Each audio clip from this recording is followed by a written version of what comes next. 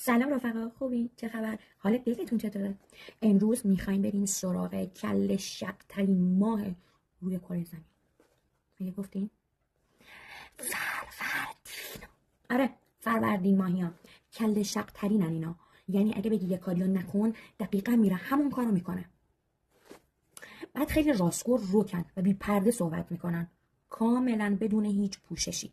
مثلا بهت میگه این لباست اصلا بهت نمیاد، خیلی چاق و بدریخ نشونت میده. بعد ناراحت چی میگه؟ مگه من چیزی گفتم؟ راستشو گفتم. خب آره، راستشو میگه، فقط مستقیم میزنه توی صورتت. ویژگی بعدیشون خیلی پر انرژیان، زود جوش میگیرن، زود گرم میگیرن با همه. عاشق جر و بحثن. آره، اصلا باشون بحث نکن چون خیلی خودرأین. یعنی یک ساعت اگه باهاشون بحث کنی، تو چالش باشی، بگی دیگه خسته شدم کافیه، میگه نه عزیزم تازه بحثمون شروع شده.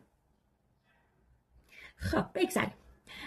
عاشق سفرن، پر از امید و آرزوان. یه خورده تهاجمی صحبت میکنن، ولی این تهاجمی صحبت کردنشون به خاطر بدجنس بودنشون نیست، پر انرژی.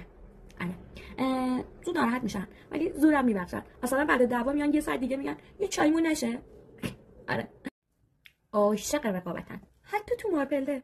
دوست دارم فقط رقابت کنم، بازی کنن و اون بازی رو هم ببرن. باید حتما ببرن ها، نبرن نمیشه. و مغرورن ولی مهربون. امیدوارم که لذت برده باشی. شب ماه بعدی خود شما باشی. Love you.